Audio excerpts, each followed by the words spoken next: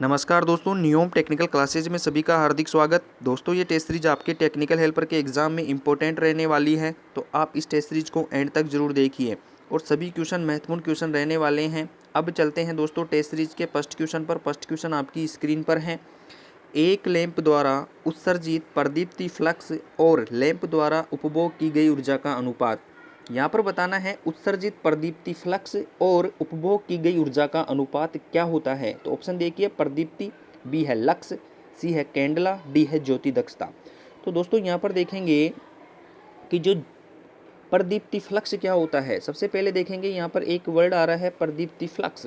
प्रदीप्त फ्लक्स क्या होता है, तो यहाँ पर देखिए प्रदीप्ति फ्लक्स को समझने का प्रयास करिए कि जो लैंप जो होता है, लैंप के द्वारा प्रकाश, यानी यहाँ पर देखिए लैंप, यहाँ पर क्या है, ये कोई लैंप है, तो इसके द्वारा जो प्रकाश की कुल मात्रा है, ये जो प्रकाश की कुल मात्रा है, इसे क्या बोलेंगे दोस्तों, इसे बोलेंगे प्रदीप्ति फ्लक्स। और देखिए यहाँ से प्रदीप्ति फ्लक्स जो होता है, इसका मात्रक क्या होता है, तो इसका मात्रक क्या होगा, ल्यूमेन। क्या होता है दोस्तों, ल्यूमेन। तो यहाँ पर देखिए इसका मात्रक क्या होता है, ल्यूमेन, ल्यूमेन। और यहाँ पर देखेंगे उपभोग की गई ऊर्जा, तो यहाँ पर देखिए उपभोग की गई ऊर्जा जो होती है दोस्तों, वो किस में ली जाती है, वाट में। तो यहाँ पर देखिए ल्यूमेन प्रति वाट, ल्यूमेन प्रति वाट किसे कहा जाता है, तो ल्यूमेन प्रति वाट कहा जाता है ज्योति दक्षता या प्रदीप्ति दक्षता। इसका जो करेक्ट आंसर होगा वो कौन सा होगा, ए इसका क्या होगा दोस्तों, करेक्ट आंसर। अब देखेंगे यहाँ से प्रदीप्ति क्या होती है, तो यहाँ पर देखिए प्रदीप्ति को समझेंगे। प्रदीप्ति क्या होती है, तो यहाँ पर देखिए प्रदीप्ति जो है वो क्या होता है, तो यहाँ पर देखिए कि प्रकाश, यानी प्रकाशिक तल पर पहुँचने वाली प्रकाश की जो कुल मात्रा है। तो यहाँ पर देखिए, यहाँ पर देखिए ये क्या है, कोई लैंप है। अब ये लैंप से क्या है दोस्तों, यहाँ से देखिए प्रकाश उत्पन्न हो रहा है, यानी ये प्रकाश की जो कुल मात्रा है, इस मात्रा को क्या कहा जाएगा, इस मात्रा को कहते हैं प्रदीप्ति फ्लक्स। अब जैसे देखिए यहाँ पर कोई क्या है, कोई तल है, नीचे कोई क्या है, प्रकाश, ये तल है, तो इस पर जो पहुँचने वाली जो प्रकाश की जो कुछ मात्रा होगी, उसे क्या कहा जाएगा, प्रदीप्ति कहा जाएगा। तो ये ध्यान रखिए, प्रदीप्ति का मात्रक क्या होता है दोस्तों, लक्स होता है। क्या होता है, लक्स। तो यहाँ पर देखिए प्रदीप्ति का मात्रक क्या होगा, लक्स। यहाँ से देखिए कैंडला, ज्योति तीव्रता का मात्रक क्या होता है दोस्तों, कैंडला होता है। ध्यान रखें, यहाँ से पूछा जाता है दोस्तों एग्जाम में, यहाँ से पूछते हैं क्वेश्चन कि एक कैंडला बराबर कितने वाट होते हैं। तो यहाँ पर देखिए एक कैंडला बराबर कितने वाट होंगे, यानी कितनी पावर होगी। तो ध्यान रखें, इंपॉर्टेंट है वो ध्यान रखना है यहाँ पर कि एक कैंडला बराबर कितने वाट होते हैं। तो यहाँ पर देखिए 0.020 वाट। इंपॉर्टेंट है दोस्तों, एग्जाम में, आगामी एग्जाम में क्वेश्चन यहाँ से पूछ सकता है, क्योंकि एक कैंडला बराबर जो वाट होगा, यानी पावर जो होगी वो कितनी होगी, 0.02 वाट। ध्यान रखें। अब चलते हैं दोस्तों नेक्स्ट क्वेश्चन पर। नेक्स्ट क्वेश्चन आपकी स्क्रीन पर होगा। यदि दोस्तों आप चैनल को पहली बार, यानी वीडियो को आप पहली बार देख रहे हैं, तो आप वीडियो को लाइक ज़रूर करिए और चैनल को सब्सक्राइब जरूर करें, क्योंकि महत्वपूर्ण क्वेश्चन आपको रोज़ मिलते रहेंगे। तो अब चलते हैं यहाँ से देखिए क्वेश्चन पर। रेटेड वोल्टेज की तुलना में प्रेरण मोटर कम वोल्टेज अभिग्रहित करता है, तो इस स्थिति में निम्न में से कौन सा कथन सत्य होगा। दोस्तों बताना है, रेटेड वोल्टेज की तुलना में प्रेरण मोटर में क्या हो रहा है, कम वोल्टेज अभिग्रहित हो रहा है। यानी कोई मोटर जो है उसे क्या हो रहा है, रेटेड वोल्टेज से कम वोल्टेज, यानी कम वोल्टेज ले रही है। तो इस स्थिति में क्या होगा, तो ध्यान रखें, इस स्थिति में क्या होता है, शुरुआती धारा घट जाती है। तो यहाँ पर देखेंगे टॉर्क और वोल्टेज में जो संबंध होता है वो क्या रहता है दोस्तों, टॉर्क और वोल्टेज में जो संबंध रहता है प्रेरण मोटर के लिए, वो क्या होगा, टी समानुपाती वोल्टेज का वर्ग होता है। ये ध्यान रखिए दोस्तों। स्क्वायर, यहाँ से देखिए क्या है, वोल्टेज का स्क्वायर। तो यहाँ पर देखेंगे वोल्टेज जो है दोस्तों वो क्या है, कम है, तो यहाँ पर टॉर्क कम होगा, तो टॉर्क कम होगा तो शुरुआती धारा क्या हो जाती है, घट जाती है। तो ऑप्शन देखिए इसका जो राइट आंसर होगा वो क्या होगा, ए इसका क्या होगा दोस्तों, करेक्ट आंसर। ए इसका क्या होगा दोस्तों, करेक्ट आंसर। ध्यान रखिए, इंपॉर्टेंट क्वेश्चन है। अब चलते हैं नेक्स्ट क्वेश्चन पर। नेक्स्ट क्वेश्चन आपकी स्क्रीन पर है। यहाँ से देखिए 3000 एम्पियर से ज़्यादा करंट रेटिंग के लिए स्विचिंग तथा सुरक्षा करने के लिए ज़्यादा कौन सा उपयुक्त है। तो देखिए बताना है 300 एम्पियर से ज़्यादा करंट रेटिंग के लिए किसके लिए? स्विचिंग और सुरक्षा, यानी स्विचिंग के रूप में और सेफ्टी के रूप में सबसे ज़्यादा कौन सा उपयुक्त होगा? तो ऑप्शन देखिए ACB, MCB, यहाँ पर देखिए MCCB और डी है ELMCCB, ELMCB। तो यहाँ पर देखिए दोस्तों करेक्ट आंसर जो होगा वो होगा एयर सर्किट ब्रेकर। इसका क्या होगा दोस्तों? करेक्ट आंसर क्या होगा? Air circuit breaker. ध्यान रखिए 3000 एम्पियर से ज़्यादा की जो करंट रेटिंग के लिए जो स्विचिंग और सुरक्षा के लिए जो उपयोग में लिया जाएगा वो कौन सा होगा दोस्तों? ACB, air circuit breaker. ध्यान रखिए MCB क्या होता है दोस्तों? Miniature circuit breaker. ध्यान रखिए फुल फॉर्म भी आप याद रख सकते हैं। यहाँ से देखिए ELCB जो होता है अर्थ लीकेज सर्किट ब्रेकर होता है। OLC क्या होता है दोस्तों? ऑयल सर्किट ब्रेकर होता है। ध्यान रखें, इतनी बातें आप यहाँ से ध्यान रख सकते हैं। अब चलते हैं दोस्तों नेक्स्ट क्वेश्चन पर। यहाँ से देखिए नेक्स्ट क्वेश्चन आपकी स्क्रीन पर होगा। दो विभिन्न स्थलों से एक लैंप को नियंत्रित करने के लिए कितने 5 एम्पियर 250 वोल्ट स्विचों की आवश्यकता होती है? बताना है दोस्तों एक लैंप को क्या करना है? दो जगह से नियंत्रित करना है, तो इसके लिए क्या आवश्यकता होगी? तो ऑप्शन देखिए, एक पोल स्विच की संख्या 3, बी है 3 पोल स्विच की संख्या 2, 2 पथ स्विच की संख्या 2, डी है 3 पोल तथा उदासीन स्विचों की संख्या 1। तो ध्यान रखिए दोस्तों एक लैंप को दो जगह से नियंत्रित करने के लिए हमें किसकी आवश्यकता होती है दोस्तों? 2 वे स्विच की।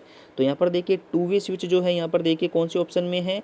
बी ऑप्शन में। 2 पथ, पथ को क्या बोला जाता है दोस्तों? वे, रास्ता, यानी 2 पथ स्विच की संख्या कितनी होती है? 2। इसका जो राइट आंसर होगा दोस्तों वो क्या होगा? 2 पथ स्विच की संख्या 2 होगी। तब हम क्या कर सकते हैं? एक लैंप को 2 स्थान से नियंत्रित कर सकते हैं। इसका जो राइट आंसर होगा वो क्या होगा? सी। अब चलते हैं दोस्तों नेक्स्ट क्वेश्चन पर। नेक्स्ट क्वेश्चन आपकी स्क्रीन पर है। कोर प्रकार के ट्रांसफॉर्मर के लिए क्या सही नहीं है? बताना है, कुछ स्टेटमेंट दे रखा है, इसमें से बताना है कौन सा सही नहीं है कोर प्रकार के ट्रांसफॉर्मर के लिए। तो ऑप्शन देखिए, इसमें एक चुंबकीय पथ होता है, तो दोस्तों यहाँ पर बताना है ये तो क्या है? सही है। यहाँ पर दूसरा स्टेटमेंट देखिए, ऋण अभिवाह कम होता है, तो यहाँ पर देखेंगे लीकेज जो है तो दोस्तों वो भी क्या होता है? कम होता है। कोर प्रकार का ट्रांसफॉर्मर देखिए इस प्रकार से आकृति बनी हुई रहती है। तो यहाँ पर देखिए जो चुंबकीय पथ जो होता है दोस्तों एक ही रास्ता होता है। ध्यान रखें, ऋण अभिवाह कम होता है, यानी जो लीकेज होता है दोस्तों वो क्या होता है? कम होता है।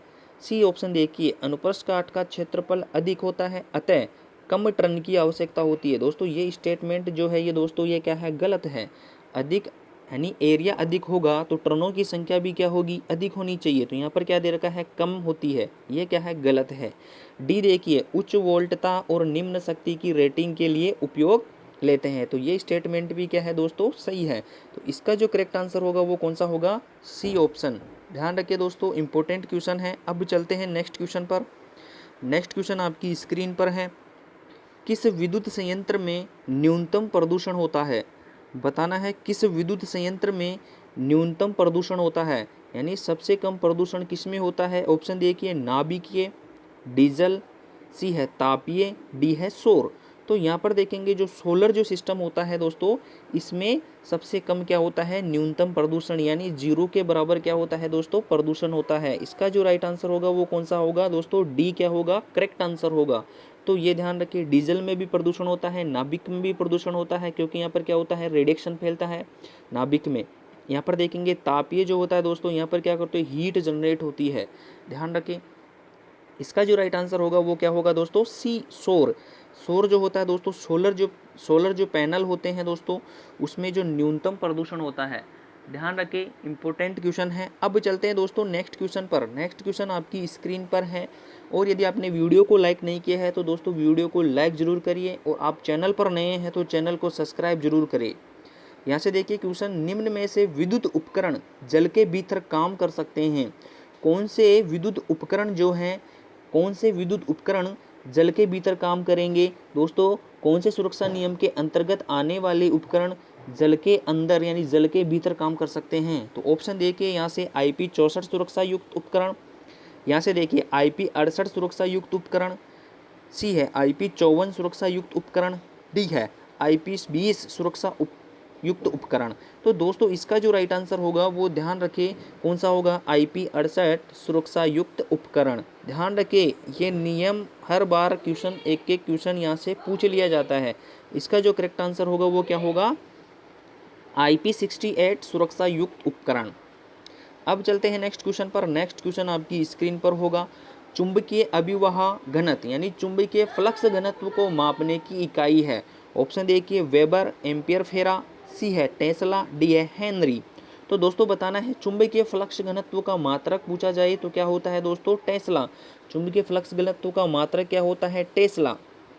ध्यान रखें ये क्या होता है दोस्तों, इकाई क्षेत्रफल में उपस्थित फ्लक्स यानी इकाई क्षेत्र में उपस्थित कुल फ्लक्स जो होता है वो क्या होता है, टेस्ला कहलाता है। चुंबकीय फ्लक्स का मात्रक क्या होता है दोस्तों, वेबर होता है।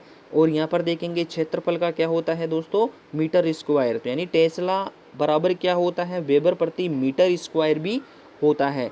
ये भी एग्जाम में पूछ सकता है दोस्तों। यहाँ पर ध्यान रखें, यहाँ पर देखिए चुंबकीय फ्लक्स जो है इसका मात्रक क्या होगा, वेबर। यहाँ पर देखेंगे एम्पियर टर्न जो है दोस्तों ये किसका मात्रक होता है, MMF यानी मैग्नेटिक मोटिव फोर्स। जो चुंबकीय वाहक बल जो होता है दोस्तों उसका मात्रक क्या होता है, एम्पियर फेरा। हेनरी जो होता है दोस्तों किसका मात्रक होता है, प्रेरकत्व का। तो दोस्तों इसका जो करेक्ट आंसर होगा वो क्या होगा, चुंबकीय फ्लक्स घनत्व को मापने की जो इकाई होती है दोस्तों वो क्या होती है, टेस्ला। अब चलते हैं नेक्स्ट क्वेश्चन पर। नेक्स्ट क्वेश्चन आपकी स्क्रीन पर है, विद्युत पावर वितरण प्रणाली में हार्मोनिक्स प्रभाव होता है। बताना है दोस्तों विद्युत पावर वितरण जो प्रणाली है उसमें हार्मोनिक्स प्रभाव होता है। ऑप्शन देखिए, कम पावर फैक्टर पर, बी है उच्च हानियों पर, सी है कम भंवरधारा हानि पर, डी है उच्च दक्षता पर। तो ध्यान रखें दोस्तों विद्युत पावर वितरण प्रणाली में जो हार्मोनिक्स इफेक्ट जो होते हैं, ध्यान रखो वो कहाँ पर होते हैं, उच्च हानियों के कारण होते हैं दोस्तों। किसके कारण होते हैं, उच्च हानियों के कारण। यानी वितरण प्रणाली यानी वितरण लाइन में यदि हानियाँ उच्च होगी तो हार्मोनिक्स प्रभाव क्या होगा दोस्तों, उत्पन्न होता है। तो ध्यान रखिए इंपॉर्टेंट है, इसी प्रकार से एग्जाम में क्वेश्चन पूछे जाते हैं। अब चलते हैं दोस्तों नेक्स्ट क्वेश्चन पर। नेक्स्ट क्वेश्चन आपकी स्क्रीन पर है, सिंक्रोस्कोप का उपयोग कहाँ किया जाता है। सिंक्रोस्कोप का उपयोग बताना है कहाँ करेंगे। तो ऑप्शन देखिए, विद्युत गुणवत्ता मापन में, बी है ट्रांसफॉर्मर समांतर में, सी है तापीय प्रतिभमन में, डी है प्रत्यावर्ती समांतर परिपथ में। तो दोस्तों ध्यान रखें दो अल्टरनेटरों को समांतर में संचालित करने के लिए किस विधि का उपयोग किया जाता है। तो ध्यान रखिए सिंक्रोस्कोप विधि का प्रयोग किया जाता है। ध्यान रखिए इंपॉर्टेंट है, इसका जो राइट आंसर होगा वो क्या होगा दोस्तों, डी इसका क्या होगा करेक्ट आंसर। अब चलते हैं दोस्तों नेक्स्ट क्वेश्चन पर। नेक्स्ट क्वेश्चन आपकी स्क्रीन पर है, विशेष आकृति वाली ध्रुव मोटर का अपने परिपथ में होता है या अपने परिपथ में होगा। तो देखिए विशेष आकृति वाली जो ध्रुव यानी विशेष आकृति वाली ध्रुव मोटर यानी इसमें क्या है दोस्तों, ध्रुव जो है वो क्या है, विशेष आकृति के हैं। तो उसे बोला जाता है दोस्तों शेडेड पोल मोटर बोला जाता है। तो इसमें बताना है, ऑप्शन देखिए स्क्वायरल केज रोटर, आरंभम संधारित्र, और सी है अपकेंद्रीय स्विच, डी है उपरोक्त सभी तीनों। तो दोस्तों ध्यान रखिए इसका जो करेक्ट आंसर होगा वो क्या होगा, स्क्वायरल केज रोटर। जो शेडेड पोल जो मोटर होती है उसमें कौन से प्रकार का रोटर प्रयोग में लिया जाता है, तो वो लिया जाता है स्क्वायरल केज रोटर। इसका जो करेक्ट आंसर होगा वो कौन सा होगा दोस्तों, स्क्वायरल केज रोटर। अब चलते हैं नेक्स्ट क्वेश्चन पर। नेक्स्ट क्वेश्चन आपकी स्क्रीन पर है, एक विद्युतीय भार 3 किलोवाट वास्तविक शक्ति और 2 kVAR क्या है दोस्तों, प्रतिकार्य शक्ति लेता है। यानी अभिक्रियाशील जो होती है दोस्तों इसे क्या बोला जाता है, प्रतिकारी शक्ति। तो यूनिट भार शक्ति गुणक प्राप्त करने के लिए आवश्यक संधारित्र बैंक की रेटिंग होगी। तो यहाँ पर बताना है दोस्तों इकाई पावर फैक्टर पर संधारित्र बैंक की जो रेटिंग होगी वो क्या होगी। तो यहाँ पर देखिए दोस्तों इकाई पावर फैक्टर होने पर वास्तविक शक्ति और आभासी शक्ति क्या हो जाती है, बराबर हो जाती है। तो यहाँ पर देखेंगे वास्तविक शक्ति और आभासी शक्ति बराबर है। तो यहाँ पर देखिए प्रतिकारी शक्ति के बराबर क्या होगा दोस्तों, संधारित्र बैंक की रेटिंग होगी। ध्यान रखिए इकाई पावर फैक्टर पर क्या हो जाता है, वास्तविक शक्ति और आभासी शक्ति बराबर होने के कारण अभिक्रियाशील जो शक्ति है वही क्या होती है दोस्तों, संधारित्र बैंक की रेटिंग होती है। तो यहाँ पर देखिए कितना दे रखा है 2 kVAR, तो इसका जो राइट आंसर होगा वो क्या होगा दोस्तों 2 kVAR। ध्यान रखें, इम्पोर्टेंट है दोस्तों। अब चलते हैं दोस्तों नेक्स्ट क्वेश्चन पर। नेक्स्ट क्वेश्चन आपकी स्क्रीन पर है, निम्न में से किसकी उच्च शॉर्ट सर्किट ब्रेकिंग क्षमता होती है? निम्न में से किसकी उच्च शॉर्ट सर्किट ब्रेकिंग क्षमता होगी? दोस्तों बताना है, हाई शॉर्ट सर्किट जो ब्रेकिंग क्षमता होती है वो क्या होती है? ऑप्शन देखिए, MCB, बी है ELMCB, सी है ओवरलोड रिले और डी है MCCB। तो यहाँ पर देखिए सबसे ज़्यादा यानी हाई शॉर्ट सर्किट जो ब्रेकिंग क्षमता होगी वो किसकी होती है दोस्तों? वो होती है मॉडुलेट केस सर्किट ब्रेकर। क्या होगा दोस्तों? मॉडुलेट केस सर्किट ब्रेकर, यानी इसका जो करेक्ट आंसर होगा वो क्या होगा? डी, यानी मॉडुलेट केस सर्किट ब्रेकर की जो अधिकतम क्या होती है दोस्तों? शॉर्ट सर्किट ब्रेकिंग क्षमता होती है। ध्यान रखिए, इंपॉर्टेंट है क्वेश्चन। सर्वाधिक यानी ऑप्शन के आधार पर सर्वाधिक जो शॉर्ट सर्किट ब्रेकिंग क्षमता होगी वो किसकी होगी दोस्तों? MCCB की होगी। ध्यान रखिए, इंपॉर्टेंट है। अब चलते हैं नेक्स्ट क्वेश्चन पर। नेक्स्ट क्वेश्चन आपकी स्क्रीन पर है, निम्नलिखित में से कौन सी आवृत्ति व्यापक तौर पर वायुयान विद्युत उपकरणों के लिए उपयुक्त की जाती है? दोस्तों बताना है, वायुयान उपकरणों के लिए जो आवृत्ति होगी दोस्तों वो क्या होती है? ऑप्शन देखिए, 50 हर्ट्ज, बी है 400 हर्ट्ज, सी है 60 हर्ट्ज और डी है DC। दोस्तों ध्यान रखें, वायुयान जो विद्युत उपकरण जो होंगे उनमें जो आवृत्ति ली जाती है वो कितनी लेते हैं दोस्तों? 400 हर्ट्ज। ध्यान रखिए, इंपॉर्टेंट क्वेश्चन है, एग्जाम में पूछा जा चुका है। तो वायुयान विद्युत उपकरणों में जो आवृत्ति का मान लिया जाता है वो कितना होता है दोस्तों? 400 हर्ट्ज। ध्यान रखिए। अब चलते हैं दोस्तों नेक्स्ट क्वेश्चन पर। नेक्स्ट क्वेश्चन आपकी स्क्रीन पर होगा और आज का अंतिम क्वेश्चन होगा, एक विद्युत रेगुलेटर के मुख्य घटक होते हैं। विद्युत रेगुलेटर के मुख्य घटक यानी विद्युत रेगुलेटर जो है दोस्तों, इलेक्ट्रॉनिक रेगुलेटर। दोस्तों ये कौन सा रेगुलेटर है? इलेक्ट्रॉनिक। कौन सा है? इलेक्ट्रॉनिक रेगुलेटर है। तो मुख्य घटक होगा, ऑप्शन देखिए, IGBT, बी है ट्रियाक या डायोड, सी है ट्रांजिस्टर एंड डायोड, डी है उच्च वोल्टेज प्रतिरोध। दोस्तों ध्यान रखिए, इलेक्ट्रॉनिक जो रेगुलेटर होते हैं उनमें क्या प्रयोग में लिया जाता है? तो ध्यान रखिए, ट्रियाक एवं डायोड। दोस्तों ध्यान रखें, विद्युत रेगुलेटर में किसका प्रयोग लिया जाएगा? ट्रियाक एवं डायोड का। ध्यान रखिए, इसका जो राइट आंसर होगा दोस्तों वो क्या होगा? बी इसका करेक्ट आंसर होगा। तो दोस्तों आज के लिए इतना ही। यदि आपको वीडियो पसंद आया है तो वीडियो को लाइक ज़रूर करिए और यदि आप चैनल पर नए हैं तो चैनल को सब्सक्राइब जरूर करें।